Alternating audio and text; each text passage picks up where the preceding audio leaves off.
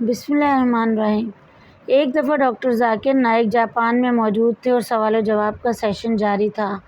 ایک جاپانی لڑکی کھڑی ہوئی ڈاکٹر صاحب کو مخاطب کر کے کہا کہ وہ اسلام قبول کرنا چاہتی ہیں، مگر ایک بات مجھے قبول اسلام سے روکتی ہے، وہ یہ ہے کہ مسلمان ہونے کے بعد سور یعنی خنزیر کا گوشت کیوں نہیں کھانا چاہیے، کیونکہ میں تو اب اس کی عادی ہو چکی ہوں۔ میں اسلام تو قبول کر لوں گی، لیکن اسلام قبول کرنے کے بعد بھی میں تو کھاؤں گی، کیونکہ ہم لوگ اس کا گوشت پسند کرتے ہیں۔ بس ایک سوال پر اٹک گئی کہ سور کا گوشت کھانا کیوں حرام ہے۔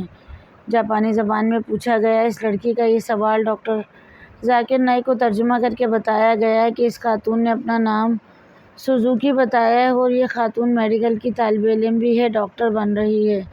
اسلام کے بارے میں بہت کچھ پڑھ لیا ہے اور اس کے بعد اب یہ قائل ہو چکی ہے کہ اسلام قبول کر لینا چاہیے، لیکن چونکہ وہ جاپان کی رہائشی اور بچپن سے ہی سور کا گوشت کھا کر بڑی ہوئی ہے، تو اب اس کے لیے اس گوشت کو چھوڑنا بہت مشکل ہے، اور اس کو یہ وجہ بھی جاننی ہے کہ آخر کیا وجہ ہے کہ سور کا گوشت اسلام نے حرام قرار دیا ہے، اس کے کیا نقصانات ہیں۔ اس نے کہا کہ آپ بھی ڈاکٹر ہیں، میں بھی ڈاکٹر بن رہی ہوں، ذرا مجھے میڈیکل کی زبان میں اس کی وجہ تو سمجھا دیں۔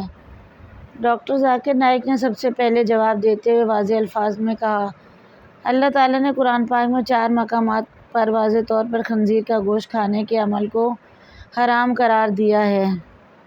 اس کے بعد ڈاکٹر ذاکر نائک نے فوراً اسے یہ بھی کہا کہ صرف قرآن پاک میں ہی نہیں بلکہ بائبل میں بھی سور کا گوشت کھانے سے منع کیا گیا ہے۔ اس ہال میں بہت سے عیسائی موجود تھے اور جاپان میں بھی بہت سے عیسائی آباد ہیں جو کہ سمجھتے ہیں کہ بائبل اجازت دیتی ہے کہ سور کا گوشت کھایا جائے، اور جب ڈاکٹر ذاکر نائک نے یہ بتایا کہ بائبل میں بھی لکھا ہے اور کہاں کہاں لکھا ہے، تو انہوں نے اپنے پاس موجود بائبل کا نسخہ کھول کر انہیں دیکھا۔ حقیقت میں بائبل میں بہت سی تبدیلیاں کی جا چکی ہیں اور اصلی نسخے بہت نایاب ہیں۔ جب لوگوں نے یہ دیکھا کہ ڈاکٹر ذاکر نائک بائبل سے بھی حوالہ جات دیتے ہیں اور انہیں بائبل کی آیات کے نمبر بھی یاد ہیں، تو پورا ہال حیران رہ گیا۔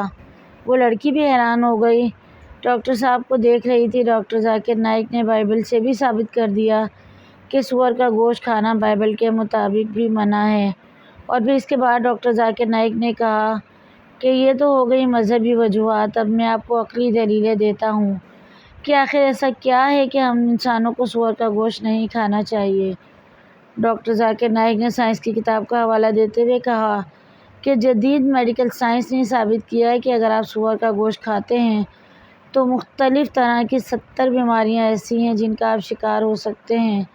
اگر آپ یہ گوشت نہیں کھاتے تو آپ ان 70 بیماریوں سے بچ سکتے ہیں۔ ڈاکٹر ذاکر نائک نے کہا، جب سور کا گوشت پکایا جاتا ہے تو اس میں سے کچھ حصہ کچا رہ جاتا ہے، اور جتنا مرضی پکا لو وہ کچا ہی رہتا ہے، اور وہ کچا رہنے کے بعد آپ کے خون کے ذریعے آپ کے دماغ میں جا سکتا ہے، ایک ناقابل علاج بیماری کا سبب بنتا ہے۔ ساتھ ہی ڈاکٹر ذاکر نائک نے کہا کہ وہی سور کا گوشت اور اس کے کچھ اجزاء آپ کی آنکھوں میں بھی جا سکتے ہیں اور آپ کو اندھا کر سکتے ہیں۔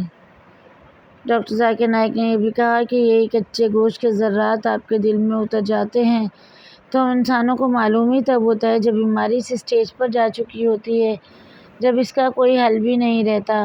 یہ میڈیکل کی طالبہ ڈاکٹر ذاکر نائک کی سبھی باتوں سے اتفاق کرتی نظر آ رہی تھی۔ ڈاکٹر ذاکر نائک نے اس موقع پر یہ بھی بتایا کہ آج کی سائنس ہمیں یہ بتاتی ہے جب آپ سور کا گوشت کھاتے ہیں تو آپ کے جسم پر زیادہ چربی چڑھتی ہے، موٹاپے کا شکار ہوتے ہیں اور زیادہ بیماریاں لگ جاتی ہیں۔